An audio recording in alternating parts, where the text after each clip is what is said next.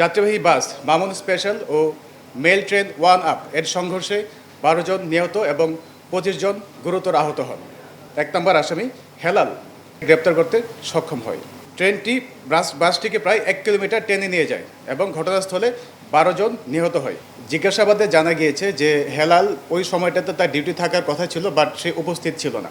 তার দায়িত্ব অবহেলার কারণে এই ঘটনাটি হয়েছে বলে ধারণা করা যাচ্ছে। তাকে গ্রেপ্তার করার পরে সে যেটি তার নিজ মুখে উল্লেখ করেছে যে ওই সময়টাতে তার ডিউটি ছিল, বাট সে সময়টাতে সে উপস্থিত ছিল না। গত ২২ মার্চ রাত আনুমানিক ০৩:১০ ঘটিকায় কুমিল্লা জেলার সদর দক্ষিণ মডেল থানাধীন বিশ্ব রোড ফ্লাইওভারের নিচে রেল ক্রসিং এলাকায় যাত্রীবাহী বাস মামুন স্পেশাল ও মেল ট্রেন ওয়ান আপ এর সংঘর্ষে ১২ জন নিহত এবং ২৫ জন গুরুতর আহত হন। প্রাথমিক তদন্তে জানা যায় কর্তব্যরত গেটম্যান রেল ক্রসিং এলাকায় গেটটি বন্ধ না করায় উক্ত ঘটনাটি ঘটে। নগদ নিয়ে এলো হার না মানা হার অফার। সর্বনিম্ন ১০,০০০ টাকা রেমিটেন্স নগদে পাঠালে থাকছে স্বর্ণের হার জেতার সুযোগ। উক্ত ঘটনায় ভিকটিম সোহেল রানার খালা শেফালি আক্তার বাদী হয়ে লাকসাম রেলওয়ে থানায় একটি মামলা দায়ের করেন। ঘটনাটি সামাজিক যোগাযোগ মাধ্যম, প্রিন্ট এবং ইলেকট্রনিক মিডিয়ায় চাঞ্চল্যের সৃষ্টি হয়। আলোচিত এই ঘটনায় সরকারের উচ্চ পর্যায় থেকে ৩টি তদন্ত কমিটি গঠন করা হয় এবং জড়িতদের গ্রেপ্তারে দ্রুত আইনানুগ ব্যবস্থা গ্রহণে নির্দেশনা প্রদান করা হয়।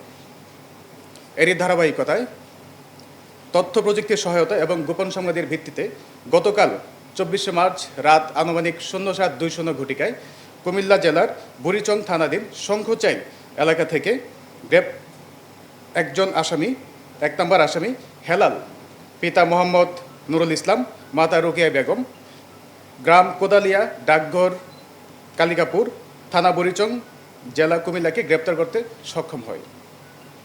প্রাথমিক তদন্তে জানা যায় দুর্ঘটনায় কবলিত বাস মামুন স্পেশাল গত ২১ মার্চ রাত যশোর থেকে লক্ষ্মীপুরের উদ্দেশ্যে রওনা করে এবং ২২ মার্চ রাত আনুমানিক ০৩:১০ ঘটিকায় বাসটি কুমিল্লা জেলার দক্ষিণ মডেল থানাধীন পদুয়ার বাজার এলাকায় ফ্লাইওভারের নিচে রেল ক্রসিং পারাপারের সময় বাসের সাথে ট্রেনের ইঞ্জিনের আঘাত হওয়াতে ট্রেনটি বাসটিকে প্রায় ১ কিলোমিটার টেনে নিয়ে যায় এবং ঘটনাস্থলে ১২ জন নিহত হয় এবং ২৫ জন গুরুতর আহত হওয়ার পর তাদেরকে বিভিন্ন হসপিটালে ভর্তি করা হয়।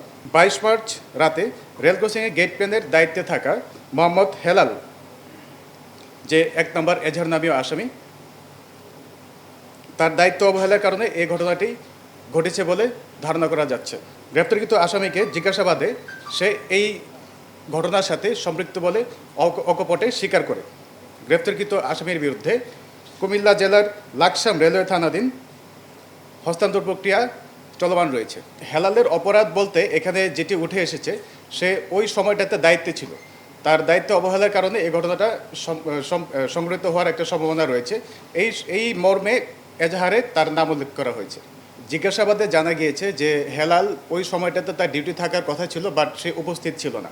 তার দায়িত্ব অবহেলার কারণে এই ঘটনাটি হয়েছে বলে ধারণা করা যাচ্ছে। তাকে গ্রেপ্তার করার পরে সে যেটি তার নিজ মুখে উল্লেখ করেছে যে ওই সময়টাতে তার ডিউটি ছিল, বাট সে সময়টাতে সে উপস্থিত ছিল না।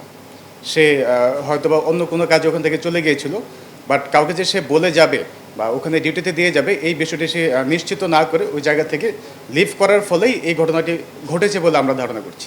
বিষয়টি আমরা এখনও তদন্ত করছি, আমরা কথা বলছি তার সাথে, আরও হয়তো বা ডিটেলস আমরা জানতে পারবো। সেটা এখন পর্যন্ত জানা যায়নি, কারণ ঊর্ধ্বতন কর্তৃপক্ষকে আজকে আমন্ত্রণ জানানো হয়েছে, তারা আমাদের অফিসে আসবেন এবং আমরা একসাথে বসে পরবর্তী আইনানুগ ব্যবস্থাগুলো গ্রহণ করব।